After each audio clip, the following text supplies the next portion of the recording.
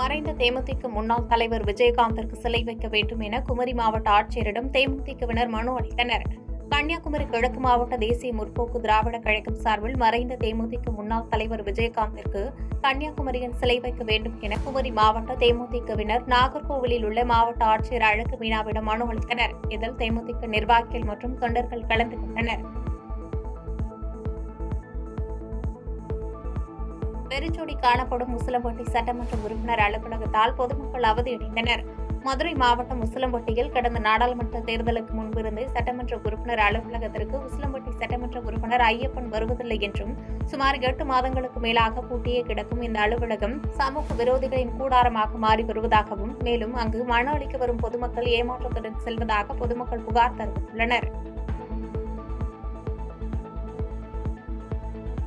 உசிலம்பட்டி அருகே மதுரை மாவட்ட இளைஞரணி சார்பில் கலைஞர் நூலகம் திறக்கப்பட்டது. மதுரை மாவட்டம் உசிலம்பட்டி அருகே தொட்டப்ப நாயக்கனூர் விலக்கு பகுதியில் முன்னாள் முதலமைச்சர் கலைஞர் கருணாநிதியின் 100ஆண்டு விழாவை முன்னிட்டு மதுரை மாவட்ட இளைஞரணி சார்பில் கலைஞர் நூலகம் திறக்கப்பட்டது. இந்த நூலகத்தை திமுக மதுரை தெற்கு மாவட்ட செயலாளர் மணிவாரன், மாநில இளைஞரணி துணை செயலாளர் இன்பா AN ரகு ஆகியோர் இணைந்து திறந்து வைத்தனர். உசிலம்பட்டியில் தமிழ்நாடு ஊரக வாழ்வாதார இயக்கம் சார்பில் பெண்கள் பாதுகாப்புக்கென வானவில் மையம் மற்றும் பாலின வள மையம் திறக்கப்பட்டது. தமிழ்நாடு முழுவதும் ஊரக வாழ்வாதார இயக்கம் சார்பில் 111 இடங்களில் வானவில் மையம் மற்றும் பாலின வள மையங்கள் திறக்கப்பட்டுள்ளன. இதன் ஒரு பகுதியாக மதுரை மாவட்டம் உசிலம்பட்டி ஊரக வாழ்வாதார மைய வளாகத்தில் உருவாக்கப்பட்டுள்ள வானவில் மையம் மற்றும் பாலின வள மையத்தை மதுரை மாவட்ட ஊரக வாழ்வாதார திட்ட இயக்குநர் வானதி ரிப்பன் வெட்டி திறந்து வைத்தார். தொடர்ந்து பெண்களுக்கு எதிரான வன்முறை ஒழிப்பு தினத்தை முன்னிட்டு பெண்களுக்கு எதிரான வன்முறைகளை தடுக்க மெழுகுவர்த்தி ஏந்தி உறுதிமொழி எடுத்துக் கொண்டனர். வேலூர் ஜலகண்டீஸ்வரர் ஆலயத்தில் கார்த்திகை 2ஆம் சோமவாரத்தை முன்னிட்டு 108 சங்காபிஷேகம் விழா நடைபெற்றது. வேலூர் கோட்டையில் உள்ள புகழ்பெற்ற ஸ்ரீ ஜலகண்டீஸ்வரர் ஆலயத்தில் கார்த்திகை மாதம் 2ஆம் சோமவாரத்தை முன்னிட்டு 108 சங்குகள் வைத்து சிறப்பு பூஜைகள் மற்றும் யாகங்கள் நடைபெற்றன. தொடர்ந்து ஜலகண்டீஸ்வரருக்கு அபிஷேகம் செய்து சிறப்பு அலங்காரங்களை செய்து மகா தீபாராதனைகள் நடைபெற்றது. இதில் திரளான பக்தர்கள் கலந்து கொண்டு சுவாமி தரிசனம் செய்தனர்.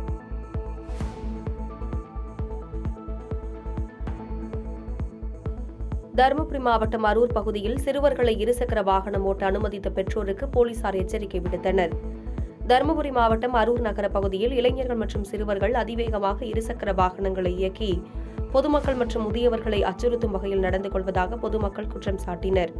இதுகுறித்து உடனடி நடவடிக்கை எடுக்குமாறு பொதுமக்கள் கோரிக்கை வைத்த நிலையில் 18 வயதிற்கும் குறைவான சிறுவர்கள் இயக்கியது, குடிபோதையில் இயக்கியது, பொதுமக்களை அச்சுறுத்தும் வகையில் இயக்கியது என 10 இருசக்கர வாகனங்களை பறிமுதல் செய்து அவர்களுக்கு அபராதமும் விதித்தனர். இதனிடையே சிறுவர்களின் பெற்றோரை வரவழைத்த போலீசார் எச்சரித்து அனுப்பி வைத்தனர்.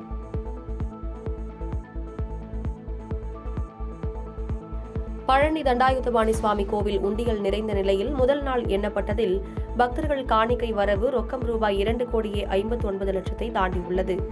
திண்டுக்கல் மாவட்டம் பழனியில் 3 நாட்களாக உண்டியல்கள் திறக்கப்பட்டு காணிக்கை எண்ணப்பட்டதில் முதல் நாளில் பக்தர்களின் காணிக்கை வரவு மொத்தம் 2,50,92,524 ரூபாய் கிடைத்துள்ளது. வெளிநாட்டு கரன்சிகள் 481 நோட்டுகளும், தங்கம் 1,755 கிராமும், வெள்ளி 10,452 கிராமும் கிடைத்ததாக கோவில் நிர்வாகம் தெரிவித்துள்ளது.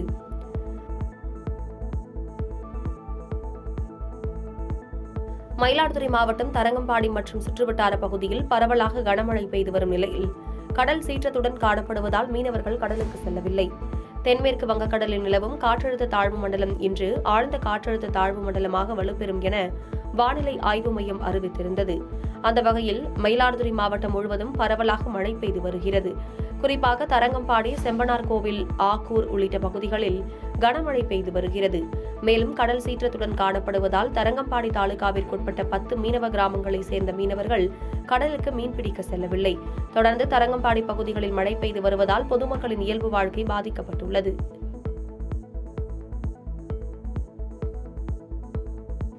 சென்னை புறநகர் பகுதிகளில் விடிய விடிய விட்டு கனமழை பெய்து வருகிறது. வங்கக்கடலில் ஏற்பட்டுள்ள காற்றழுத்த தாழ்வு மண்டலம் ஆழ்ந்த காற்றழுத்த தாழ்வு மண்டலமாக வலுப்பெற்றுள்ள நிலையில் சென்னை புறநகர் பகுதிகளான தாம்பரம், பல்லாவரம், குரோம்பேட்டை, சேலையூர், வண்டலூர் மற்றும் அதன் சுற்றுவட்டார பகுதிகளில் இரவு முதல் விட்டுவிட்டு கனமழை பெய்து வருகிறது. இதனால் தாழ்வான பகுதிகள் சாலைகளில் மழைநீர் தேங்கி வருவதால் வாகன ஓட்டிகள் மற்றும் பொதுமக்கள் பாதிக்கப்பட்டுள்ளனர்.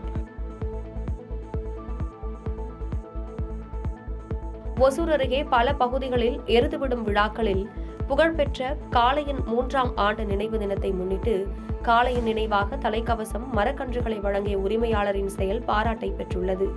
கிருஷ்ணகிரி மாவட்டம் ஒசூர் அடுத்த சூளகிரி அருகே வேப்பள்ளி கிராமத்தை சேர்ந்த சீனிவாசன் என்பவருக்கு சொந்தமான காளை 2 ஆண்டுகளுக்கு முன்பு உடல்நிலை குறைவு காரணமாக உயிரிழந்தது.